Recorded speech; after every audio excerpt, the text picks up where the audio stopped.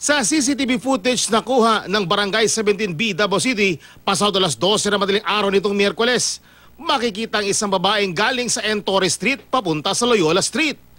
Nakasombrero ang babae at may bitbit. Huminto siya saglit sa may basurahan at parang nagmatsyag. Dumiretso ang babae sa Nidea Street. Huminto siya sa harap ng isang bahay at iniwan ang dala. Bahay ito ng barangay kagawad na si Lorna Mercadal. Ayon sa kanya, nakakita siya ng shoebox paglabas niya ng bahay. Nang suriin, inakala raw niyang patay na hayop lang ang laman ng kahon. Kaya itinapon niya ito sa basurahan. Yan na kayo ko na mga bastos, may mga tao din naglabay basura doon sa akong tungod. Pero nakita nga nagsiwil. Naay nagsibil siya na murag ikog sa ilaga. Pero wala na ni mo gi... Wala na nako siya kay murag baglain tanahon bagiluod ko. Pero nang mag-segregate na ng basura ang mga garbage collector, nadiskubring fetus pala ang laman ng shoebox. Makonsinsa sad siya, ma'am, oy. Luoy jud kayo ang bibi.